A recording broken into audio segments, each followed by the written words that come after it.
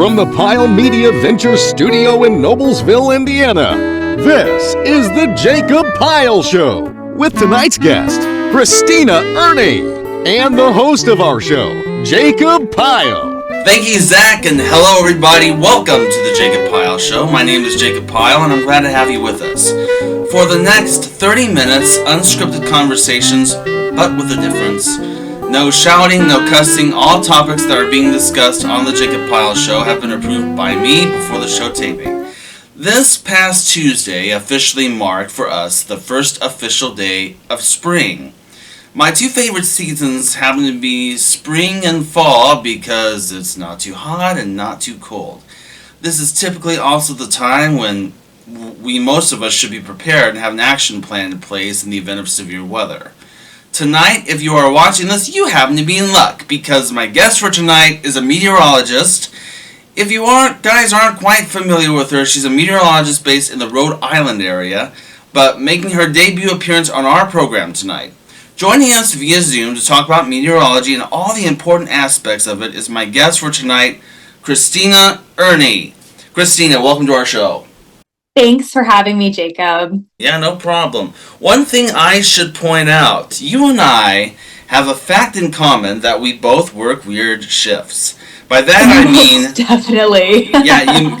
You mostly do the weather for the morning newscast. People think, oh yeah, I get up every morning and the first thing I will watch when I wake up is your morning newscast. Tune in for a half hour, get informed, have me a bowl of cereal and head off to work. Or in my case, come home, turn on the news, have a bowl of cereal, and head off to bed. But for you guys, your day starts pretty early. In fact, so early that it's long before everybody else is awake. How do you do it? It is definitely something that you have to train your body for, and it takes years. I've been doing it for almost 5 years, the early morning shift. So it's something that takes a lot of patience on the part of your family, getting used to, your scheduling changes. But I wake up at 2 o'clock in the morning because our programming starts at 4:30 in the morning. Our station is WJAR in Providence, Rhode Island. So 4:30 in the morning is when we go on air. So before that, not only do I have to put together my forecasts, but I also have to do my hair and makeup. I have to do mic checks. I have to do a couple recordings for later in the day. So my day starts long before that 4:30 a.m. time frame. So I have to give myself plenty of time beforehand, and that kind of leads me into going to bed obviously early, like you're familiar with, but I'm able to spend time with some of my family and still kind of communicate with my friends. I end up taking a big nap in the middle of the day, so between about 1 and 4 o'clock I am completely asleep in the afternoon. Okay, cool. I will say this because how do you, I do have to ask you this one question though, and I get asked this all the time as a night shift worker. How do you, you said you go to bed in the afternoon, how do you manage your social life and when you're working these weird shifts? Well, it's really tough. I mean, I have to say I'm not very fun on the weekends, that's for sure, because I really go to sleep or at least get very tired after 7 or 8 o'clock maximum in the evening. So I typically opt to do more daytime activities with friends. And I think the one good thing about it is that I am an early riser. So when most of my friends, by the time they get up, they have a message or a text message waiting from me. So I'm kind of their early morning friend. And especially with a couple of my friends who have just had children and they're up at all hours of the night, I'm there. I'm awake at 3 o'clock if they're nursing, or 4:30 in the morning when they're nursing. So I'm definitely something's always around. Yeah, I was gonna get ready to ask you because I know the 5 a.m. Well, obviously the 6 a.m. and the 7 a.m. Well, of course, a lot of people are getting up and going to work. But I was gonna say, what kind of viewers do you normally get at 4:30 or 5 a.m. normally? We have a surprising a lot of viewers at that time. It's usually a lot of older people who like to get up very early, or people who do have to go into work by 7 o'clock. If a business opens at 7, or if a coffee shop opens at 6 or 7 o'clock in the morning, they're getting up at that time frame. We do have overnight people who are going to sleep at that time. But if you think about diners and cafes that are open at 6 or 7, there's all employees there, doctors who might start at 7 o'clock in the morning. So that's our clientele. And you'd be surprised, I think, how many people in recent years have opted for an earlier morning lifestyle because since COVID, oh, there's my cat. Since COVID and after COVID, I think a lot of people have decided to go to the gym earlier in the morning and maybe work out before work or before school. So that's the kind of clientele we have. All right, so going back to the topic of weather, what made you interested in getting into the wonderful world of weather? Well, one of the things that I really liked about weather to begin with is that I've just always loved science in general. My father was in the Coast Guard, and he would go out on ships for 6 weeks at a time when I was very young. And so I was always very interested in the ocean, climate science around the coastlines, and I live in Rhode Island, so we're surrounded by water everywhere you turn. And so I've always had that passion. When I went to Boston University for college, I knew I wanted to get into communication. So initially I went to be a reporter, but when I was interning at a local TV station in Boston, I was speaking to a meteorologist who urged me to get into meteorology. He said, if you love science as much as you do, we need more women in science. And he said, you would be welcomed with open arms if you became a meteorologist because, you know, they are just really searching for more women. So I was actually a reporter up in Bangor, Maine, very, very far north, for a couple years while I was also getting my meteorology degree at the same time. And it kind of took off from there. Cool. Now, the majority of our time together tonight is going to be learning about weather, myths and facts about stuff like tornadoes and severe weather. We might even, if we have time, delve into severe weather related stories that I have heard of and maybe get your thoughts on. So I think you, well, the question here says, so first off, tell us about what it's like to be a meteorologist. You already told us about that. So I know the answer to this, but just to kind of educate the viewers a little bit here, what is the difference between a watch and a warning? That's a fantastic question. Some people actually have really good descriptions of it on like TikTok and stuff too. A lot of videos are kind of taking off about it. A watch basically urges you to understand that the pieces are in place for the potential for severe weather. So the storm has not come together yet, but there are certain pieces of the storm that are readily available in the atmosphere. So a watch is basically saying this could happen because we've got these few things in place. For instance, for a tornado, you know, a watch would say, okay, well, we're seeing instability in the atmosphere. We're seeing our winds pick up. All we're waiting for is that rotation, and then we would issue a warning. So a watch is such that the pieces exist, and then a warning is that these pieces that exist together right now, so you need to take shelter. So even in the case of not even necessarily just a tornado, we have winter storm watches and warnings. We get the watch when we know that there's a lot of cold air. We know that there's the potential for snowfall. We might just not know how much snowfall. And so that warning is then issued when we're closer to the event and we know exactly what those final pieces might be. And I mentioned TikTok because there are a lot of people taking to social media to kind of explain this to viewers. And one way is by donuts, believe it or not. When you see like a blank donut, I don't even know what you would call like just a normal plain donut. Just a glazed donut, original donut, something like that. Yeah, like without any toppings, even without the glaze. You've got the donut, you've got a pile of sprinkles, you have a pile of icing. That's what a watch would be. But when you have the actual donut with the whole glaze situation and the whole sprinkle situation all together, that's the warning. Talking about that makes me hungry. Anyway, we have to take this first break. When we come back, more with Christina Erne. Don't go away, we'll be right back. Welcome back to the Jacob Pyle Show. My guest for tonight is meteorologist Christina Erne. We were talking before the break about watches and warnings. Now let's talk. I want to talk about. There's a video. I wanted to get your thought on it. This is a perfect example of take the warning seriously when you hear a tornado warning. Okay.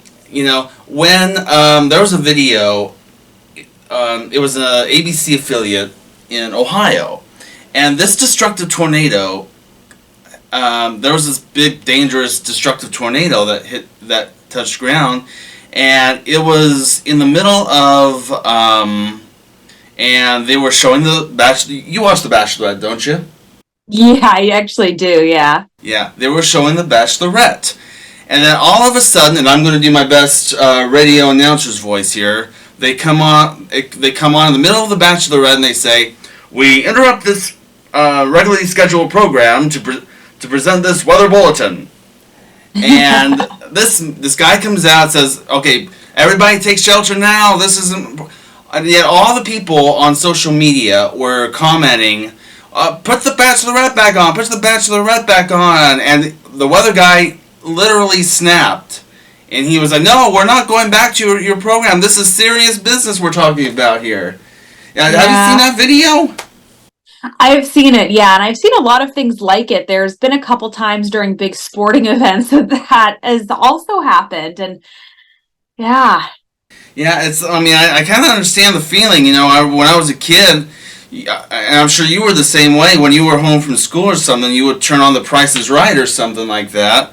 And then they would always interrupt, like if the president's got something to say or whatever, they will always break away during The Price is Right, and I was like, yeah, so I kind of get the feeling, but again, take the warning seriously. Absolutely. I think it makes sense to a lot of people, to heed the warnings, but some people just simply don't get it. Some people are even kind of selfish. Look, when there's a tornado warning in place, for instance, that is such a small part of a community that's typically under a tornado warning. Those areas that are under tornado warnings were only a few miles wide and a few miles in length. So if you're talking about, a big county in Ohio, or like if you're in Texas and there's a very, very big county or multiple counties, and there's this little warning box, it's absolutely going to feel very inconvenient to people who are outside of that box, because they're going to say, well, this doesn't apply to me, so why is my programming being stopped? We live in such a fast-paced world nowadays that we want everything that we want in this specific moment. But the reality is that broadcast TV goes to everybody in that community. So it doesn't matter where you live, you're going to get those tornado warnings. And I think the thing that a lot of people do have to put aside, yes, it's awful for that moment if you miss a kick in the football game, or if you miss part of The Bachelorette, but it is actually critical to saving people's lives. And as a meteorologist, it's actually our jobs to be a public servant. That's why during COVID, we still had to go into work. We were not able to stay home or anything like that. We do a job for a public service and a public safety standpoint. So I know it can be super inconvenient, but there's a good reason for it. Right. All right. I want to talk about I want to talk about obviously severe thunderstorms. You should be aware of severe thunderstorms too, but I especially want to hit tornadoes.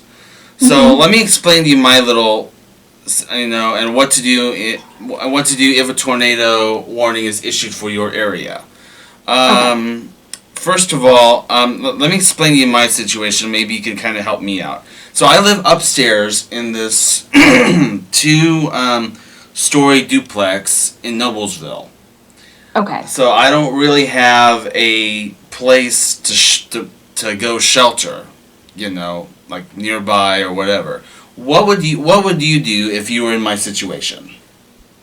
So the first thing that I would recommend is go into the most innermost part of whatever floor you're on. So if you're not able to get into a basement space, if you're not able to get to the first floor, then whatever the central most room is in your space, get there, away from any windows and doors, because we know that tornadoes or high winds or flying debris can break windows. So you want to get away from any kind of windows and doors and get to the most innermost part of your house. You can also go in the bathtub. Sounds kind of silly, but you're surrounded typically by ceramic or very sturdy material compared to maybe bureaus that could fall over or picture frames that could come off the wall. So interior most part of your house, no windows, no doors, bathroom, no water running. All right, cool. Now,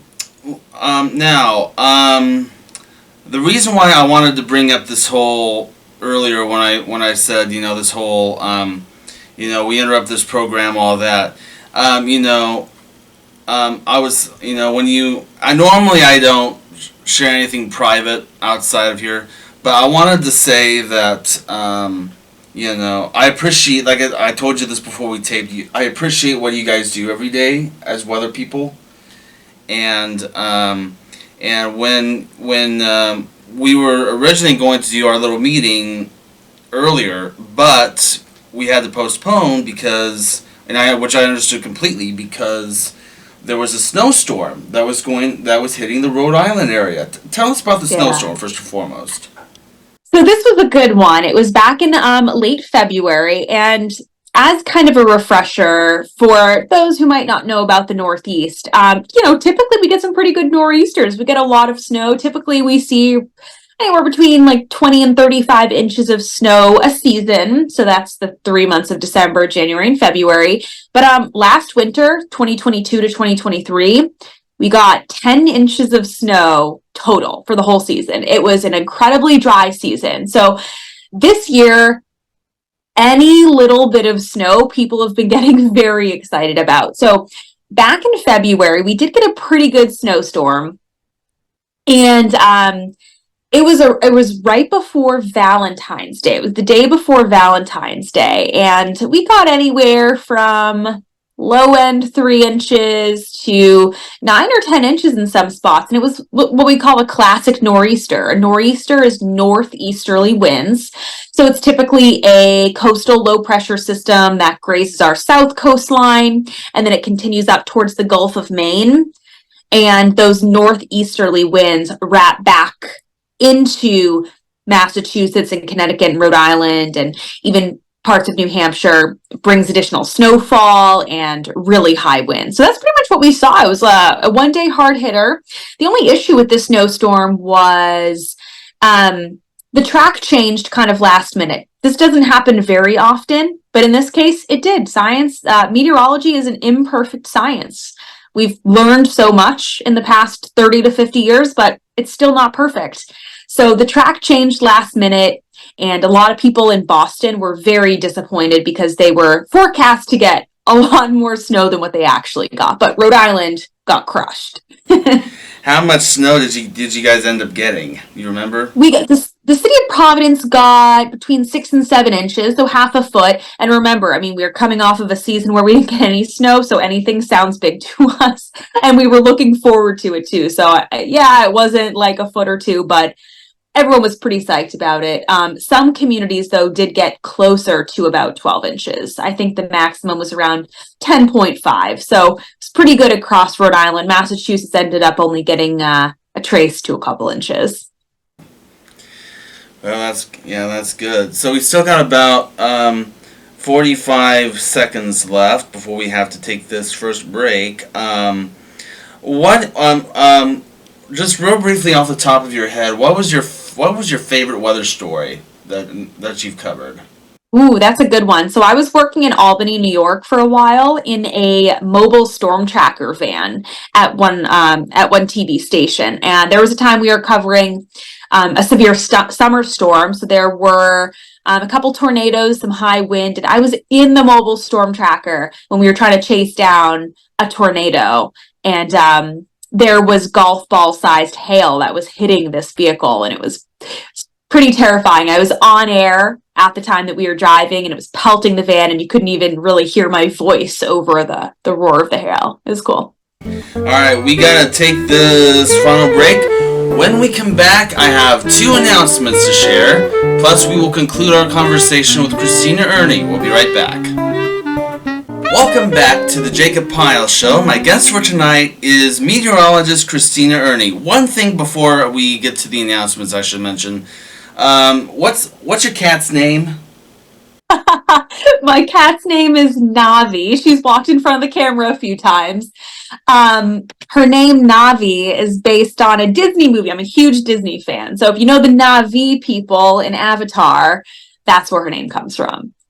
Okay, so that was the little cat that was walking back and forth the camera as Christina was talking. Navi, come here. She might come back one more time. We'll see. Okay. Anyway, normally at this point I will then say, I hope you guys can join us again next week, where my guest will be so-and-so.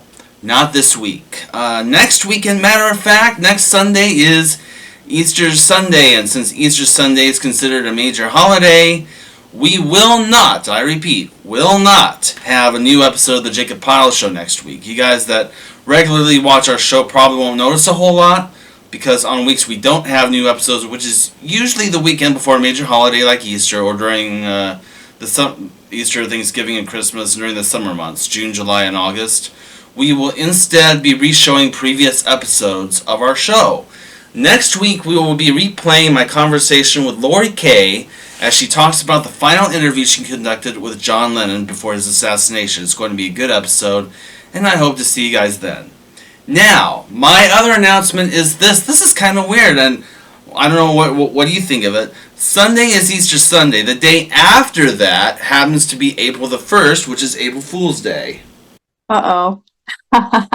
So the following week, April the 6th, we are going to present a very special belated April Fool's episode of the Jacob Pyle Show, where the guest on that week's show will be me, yours truly.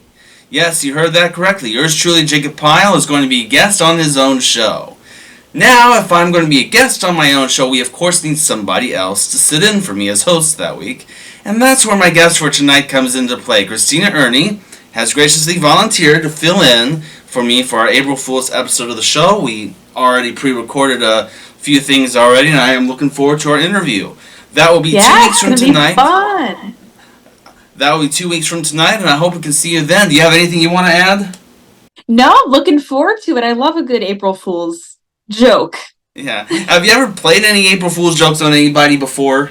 Honestly, I don't think so. I think when I was a kid, I definitely tried, and I think I thought it was funny at the time, but jury's out on whether or not it actually was. Okay. All right, so now we were going to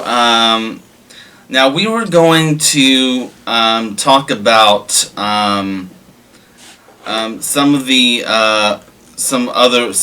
we've talked about a few weather stories that we came across. So I happen to have. Let me see if we can. I'm gonna try to get this. We're gonna play. I want to play a little game with you, if you don't mind. We have. Okay. I have in front of me a list of myths for tornadoes, and I am going to read. I'm going to read a statement, and you tell me whether it's true or false. Okay. Ready? A green sky means a tornado is coming. I don't know. False. You're right, it is false. It's not that simple. While skies do often turn green during a tornado, and by the way, I'm getting all this from a website, there's no real correlation between the tornado and the green sky. Should you be weather aware about it? I would say yes. Should you play it on the safe side just in case? But yes, but just because the sky is green does not mean that a tornado is certain. Okay. I think I know the answer to this one, and I'm not going to tell you what it is. I'm going to get your thoughts for it first. Tornadoes never come into cities. Oh, false. False. Yes, you're right. It has happened before. Again, not very likely, but it can happen. I have a friend of mine who lives in Oklahoma, and they once had a deadly tornado rip through there. Matter of fact, I used to live in Kokomo before I moved to Noblesville. I used to live in Kokomo, Indiana. One time, 2016 to be exact, there was this big tornado that ripped through Kokomo, Indiana, a big town, and took down a Starbucks, took down a bunch of other things. I think you probably heard the story. Yeah. I mean, there was a guy, the manager of Starbucks was smart. He knew to get everybody into shelter before the building was totally destroyed, because it was smashed. He brought everybody over to the restrooms, and everybody was safe, but not the building, luckily. Oh, so yeah. Wow. All right, here's the next one. Overpasses are good tornado shelters for motorists. Yeah, that's true. Actually, it says here false, and I'll explain why. This happened in Kansas, of all places. April 26th, 1991, a group of motorists huddled under an overpass on the Kansas Turnpike during a tornado and shot video of their ordeal. Luckily, it didn't kill them. I don't know what it is, the fact that they're outside, or I don't know, but yeah, I'm just going by what this says. Yeah, I guess because they're technically still outside. I think what you're supposed to do, I'm not 100% clear on all of my tornado science, since we don't see them too often around here, but I'm pretty sure if you're in a vehicle, you're supposed to pull over, get out of your vehicle, and actually lay down in a ditch in the road. But I'm pretty sure that's like the official protocol, but obviously if you can get into like a basement of a building, that's what you'd be better off doing. Okay. Here's a good one. Unless you are, like you just mentioned, unless you are a trained weather spotter, you should never try to outrun a tornado. True, very true. That is true. Actually, it says I'll give you that one, but it says here false. According to the article, it may be possible to try to outrun a tornado, but you have to know what the tornado is doing and what direction the tornado is in. If it were up to me, though, I would not attempt it. Yeah, you should go if it's like what you're technically supposed to do is instead of outrunning it, you're supposed to take a sharp right or a sharp left-hand turn to get like as far away of it as possible. But yeah, never outrun it. Yeah, I will. There was a thought I was going to tell you, and I completely forgot it. It'll come to me. Don't worry. All right. We're going to do one more. Open your house's windows to equalize air pressure during a tornado. Huh. I mean, I want to say that's false, but I actually don't know. That is correct. You're right. It's false. I figured. If your windows are open and a tornado comes to your house, it is almost certain that the wind and debris coming from the tornado could come into your house. Just, again, play it safe. As soon as you hear that tornado warning, just take shelter immediately. That's precious time you're wasting. Right. All right, we have about 1 minute 47 seconds left. What would be your advice to anybody that would be interested in being a meteorologist? Great question. So first of all, being a meteorologist takes a lot of patience because obviously the science is constantly changing. So you have to be somebody who is willing to continue learning for pretty much the rest of your life. Even people like James Spann, meteorologists who've been doing this for 30, 40 years, they're constantly learning. Technology changes every year at minimum.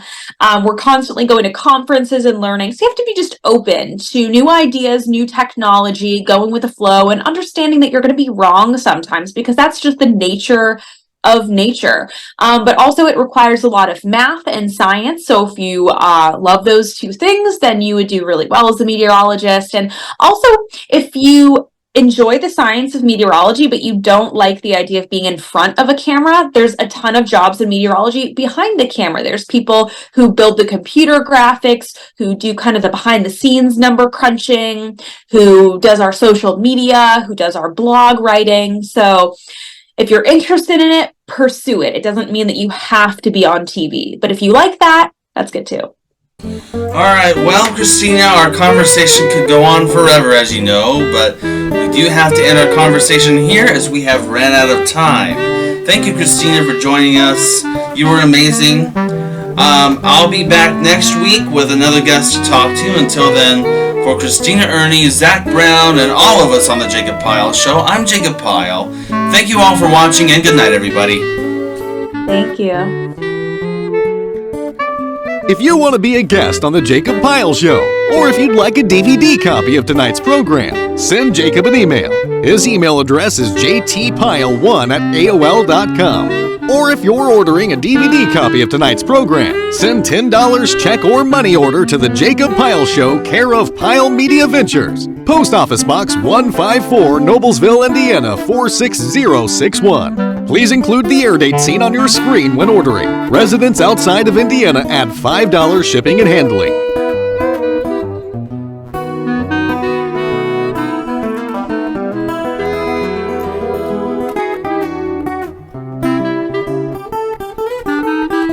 This is Zach Brown speaking for the Jacob Pyle Show, a Pyle Media Ventures presentation.